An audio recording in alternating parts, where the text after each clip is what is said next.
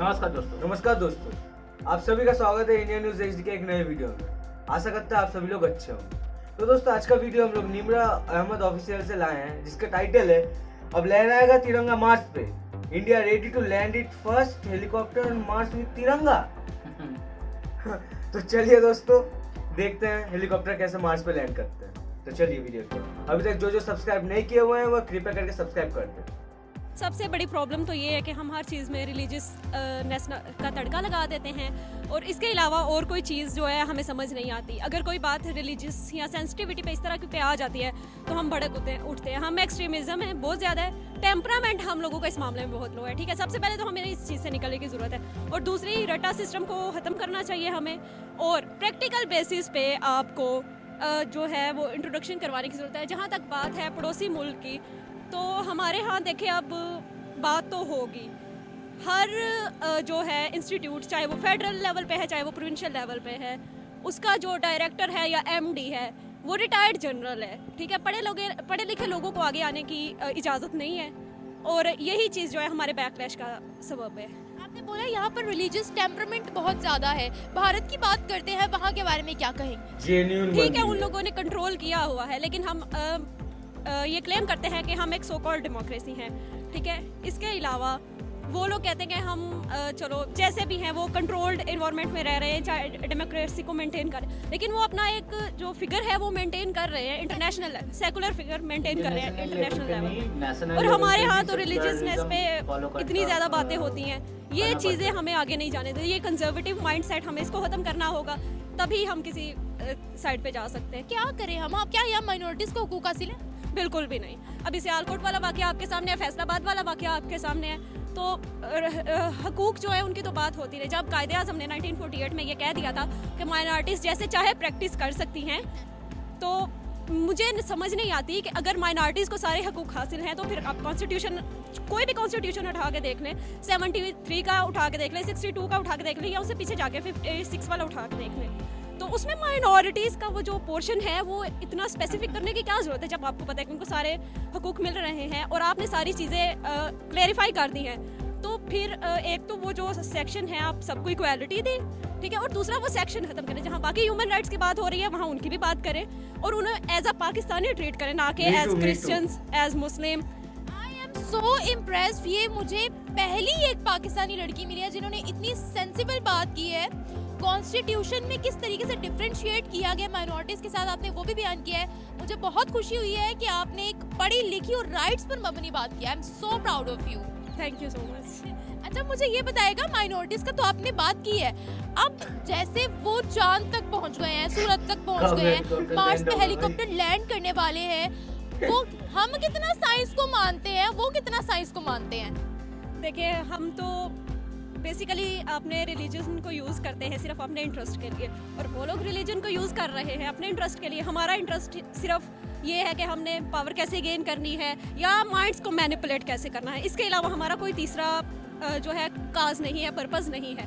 ठीक है, उन लोगों ने एक्सप्लोर किया है कुरान को, और कुरान के अकॉर्डिंग उन लोगों ने जो की हैं तहकीकात की हैं वो सारी साबित हुई हैं, और वो लोग उसी को लेके चल रहे हैं। अब ये एक्सट्रीम लाइक अब हम चांद पे जाएंगे तो ये हो जाएगा, वो इस तरह वाला ये जो मामला है ना कि हम एज अ मुस्लिम नहीं कर पा रहे, जो हमारे वो कंजर्वेटिव माइंड्स हैं ना, ये हमें आगे नहीं जाने दे रहे।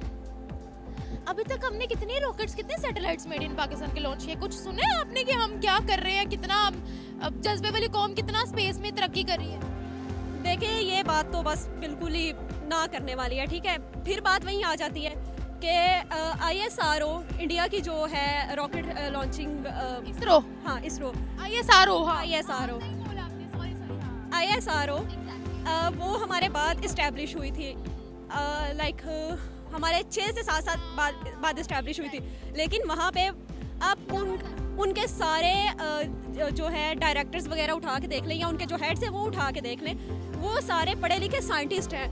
और आप हमारी हिस्ट्री भी उठा के देख लें, हमारा इदारा इस्टेब्लिश हुआ था उनसे 4-5 साल पहले, और हमारे इदारे की आप हिस्ट्री उठा के देख लें, कोई एक भी आपको पढ़ा लिखा इंसान या कोई साइंटिस्ट या कोई फिजिस्ट, एस्ट्रोनॉट वगैरह आप नहीं देखेंगे। आप देखेंगे कि generals, retired colonels, retired major, retired lieutenant वगैरह होंगे। तो ये चीज़ें हमें पीछे लेके जा रही हैं। हमें इन चीज़ों पे काम करने की Genuine ज़रूरत है, बात अपनी कर पढ़ी रही लिखी जनरेशन को, यूथ को आगे लेके आए, ना कि आप इन चीज़ों पे फोकस करें। एक्सपीरियंस तो तभी आएगा जब आप लोगों को अपॉर्चुनिटी देंगे। जबरदस्त। मैं अगेन ये कहूंगी, मुझे ये जान के बड़ी खुशी हुई है कि आपने फैक्ट्स पर बात की है। इवन आपको हमारी स्पेस एजेंसी का भी पता है।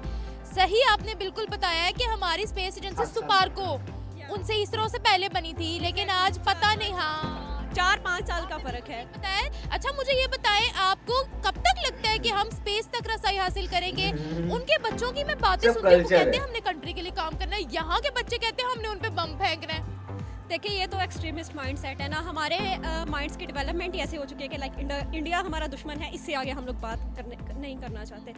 और जहाँ तक बात है उनकी, उन लोगों ने अपने एजुकेशनल सिस्टम को एडवांस किया हुआ है, और बाकी सारी हमारी ग्राउंड रियलिटीज़ आपके सामने है। अभी भी हमारे मुल्क में रिलीजियस पे बात करने की, रिलीजियस टॉपिक पे बात करते हुए हमें 100 दफ़ा सोचना पड़ता है कि क्या ये हमारा स्टेटमेंट कंट्रोवर्शियल हो जाएगा, या इससे हमें बैकलैश फेस करना पड़ेगा।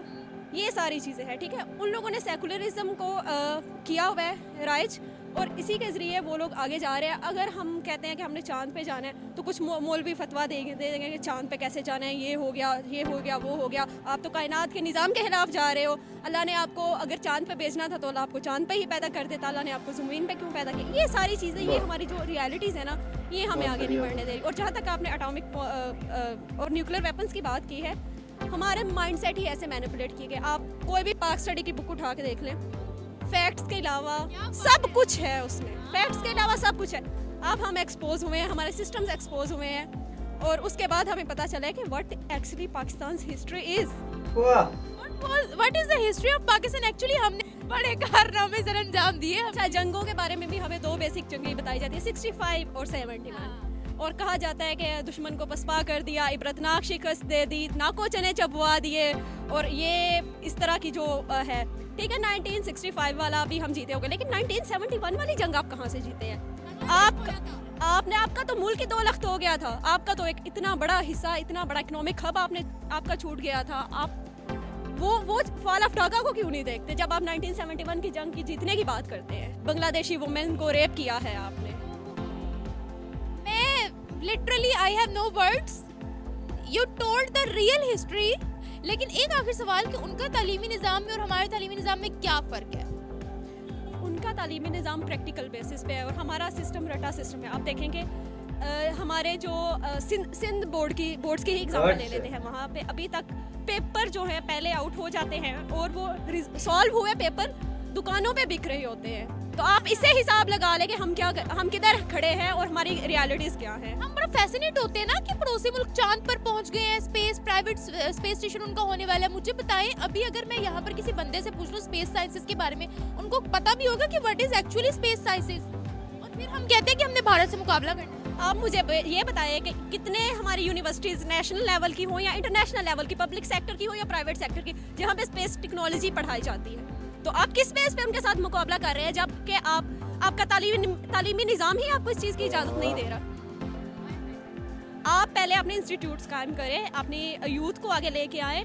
जो ठीक है, तजुर्बा जो है वो मैटर करता है, लेकिन आपका जो नॉलेज है वो भी एक फैक्ट है, इसको हम झुठला नहीं सकते। ये नफरती माइंडसेट उनके बच्चों का भी है, वहाँ का भी। मेरा नहीं ख्याल, अगर वो इसी नफरत वाले माइंडसेट के साथ चल रहे होते तो वो आज चांद पे ना पहुँचते। Thank you so much and I am so proud of you कि आपको इतनी ज़्यादा नॉलेज है। I am so proud of you. Thank you. Hats off. सच में इस पाकिस्तानी बहन का नॉलेज देख के बहुत ही अच्छा लगा। इस तरह का माइंडसेट अगर हर एक पाकिस्तानी को हो जाए ना, तो पाकिस्तान से जो भी तकलीफ है और जो भी मुश्किलात है वो सब निकल के भाग जाए। रहा सवाल हमारे इसरो का, इसरो जो आज यहाँ पे पहुँचे हैं, ये सारा क्रेडिट हमारे जो भी साइंटिस्ट है उन लोगों को जाता है, और खास करके बीजेपी गवर्नमेंट को भी जाता है, क्योंकि आज तक जो भी रिसर्च 60 साल में हुआ है वो पिछले 10 सालों में उससे भी बहुत ज़्यादा रिसर्च में बहुत ज़्यादा पैसा लगता है।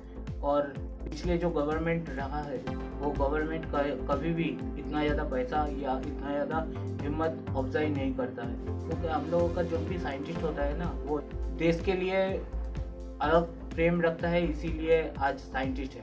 सुपार्को ऐसा जगह में चला गया है ठंडे वस्त्र में, अगर पाकिस्तानी यूथ के आए तभी सुपर बुक के बारे में कोई अच्छा चीज़ हम लोगों को सुनने के लिए मिलेगा। तो खास करके इसके ऊपर आपका जो भी राय होगा आप कमेंट सेक्शन में लिख सकते हैं, और हो सके तो हमारे चैनल को भी सब्सक्राइब कर और लीजिए। निम्रा जी के चैनल में पूरा वीडियो है, आप जाके उधर भी देख सकते हैं। हाँ, और लिंक डिस्क्रिप्शन में मिलेगा, उधर जाके निम्रा जी के चैनल को भी सपोर्ट कीजिएगा। हाँ, सब्सक्राइब भी कर दीजिएगा। तब तक के लिए जय हिंद, वंदे मातरम और जय श्री